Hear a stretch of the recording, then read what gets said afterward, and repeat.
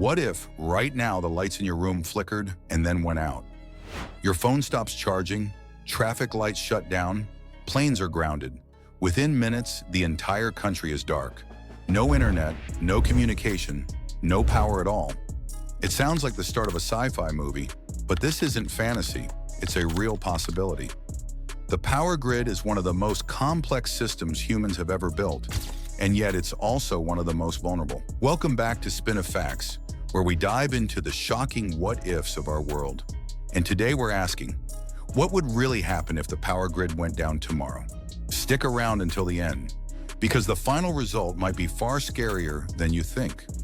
And before we dive in, don't forget to hit that like button, subscribe, and ring the bell so you never miss any of our mind-bending videos. What is the grid? When we say the grid, we're talking about the massive interconnected network of power plants, transmission lines, substations, and transformers that deliver electricity to homes, businesses, hospitals, and literally everything else in modern life. In the US alone, the grid covers over 160,000 miles of high-voltage lines, and it powers more than 145 million customers. Globally, grids are interconnected to create giant webs of power that keep nations running. But here's the scary part. It's not invincible. A single failure can cascade across regions, knocking out power for millions. And if the entire grid went down tomorrow, life as we know it would change instantly. The first 24 hours, shock and confusion. At first, it might not feel too bad. Lights are out, Wi-Fi is down, but you grab a flashlight or your phone battery and think, this will pass. But within hours, panic sets in. Traffic lights stop working, causing gridlock and accidents. Gas pumps won't work without electricity, so cars begin running out of fuel. ATMs and credit card systems shut down, leaving people without access to money. Hospitals switch to backup generators, but those only last a short time before fuel runs out.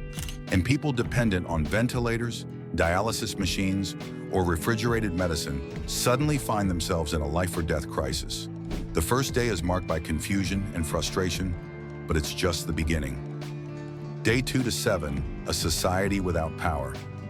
After a few days, the real consequences begin. Grocery store shelves empty quickly.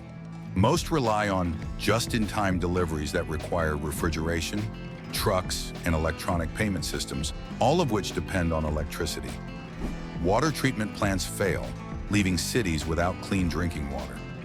Toilets stop flushing, leading to sanitation disasters. Communication completely collapses.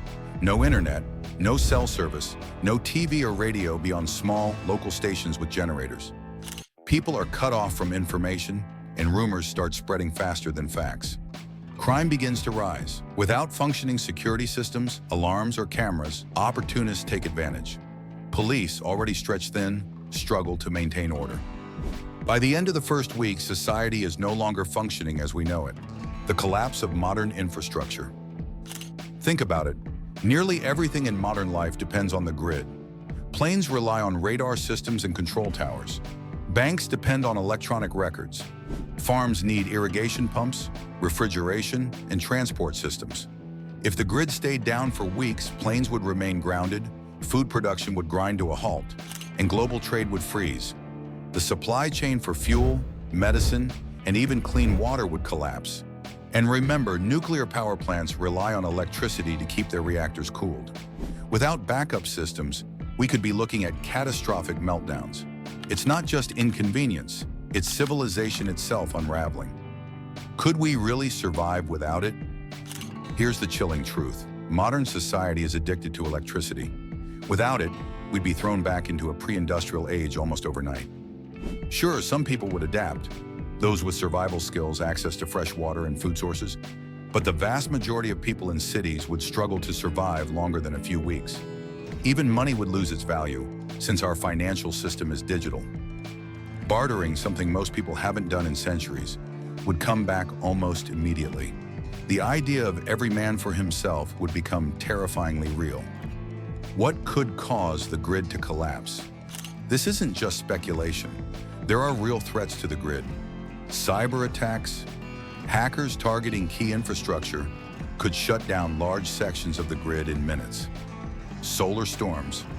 A massive burst of solar energy, like the 1859 Carrington event, could fry satellites and electrical systems worldwide. If that happened today, recovery could take years. Natural disasters, hurricanes, earthquakes, or wildfires can destroy critical infrastructure. Normally, grids recover, but if multiple disasters strike at once, repair becomes impossible. Human error or sabotage. Sometimes it doesn't take much. Just a few key substations destroyed could bring down power to entire states. The scariest part? Experts agree it's not if, but when. But could the grid be restarted? Yes, but not easily. Restarting the grid is known as a black start, and it's one of the most difficult processes in engineering. You can't just flip a switch. Power plants need electricity to start, but with no electricity available, restarting requires careful coordination and backup generators. In a widespread blackout, it could take weeks or even months to restore power fully. Some regions could be left in the dark indefinitely, and during that time, society might already be too broken to recover. The hidden ripple effects. A grid collapse wouldn't just shut off your lights, it would ripple through every system we rely on. Stock markets would freeze, governments would lose instant communication, and air traffic control would grind to a halt, grounding thousands of planes.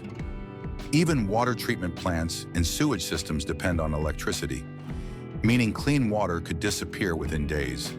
Beyond the physical survival struggle, there's also the psychological toll. Anxiety, uncertainty, and the breakdown of trust. In short, losing the grid wouldn't just stop machines, it could unravel the very systems that keep modern life stable. A real-life example, the 2003 blackout. This isn't just theory. In August 2003, a massive power outage hit the US and Canada. A software bug and overloaded lines cascaded into failure, cutting power to 55 million people. For 2 days, major cities like New York were plunged into chaos. Subways stopped, water systems failed, and businesses shut down. And that was just 2 days. Imagine if it lasted weeks or forever. That blackout was a warning of how fragile the system really is. Bonus fact, who would handle it best? Here's a surprising twist. While cities would collapse the fastest, rural communities might survive the best. People who live off-grid, with solar panels, wells, or wood stoves, would be far more prepared than urban dwellers who depend on constant deliveries. In fact, some experts believe that small, self-sustaining communities could become the future if a true grid collapse ever happened. It wouldn't be high-tech cities that thrive. It would be farms, villages, and survivalists who already know how to live without the grid. So what would really happen if the grid went down tomorrow? In just hours, chaos would spread. In days, cities would crumble. And in weeks, modern civilization as we know it could collapse entirely. It's a chilling reminder of how much we depend on something we barely ever think about, and how fragile our world truly is. Now, I want to hear from you. Do you think humanity could survive a total grid collapse? Or would it be the end of modern life? Let me know in the comments below. And before you go, hit that like button, subscribe to Spin of Facts, and ring the bell so you never miss more shocking, fascinating truths about our world.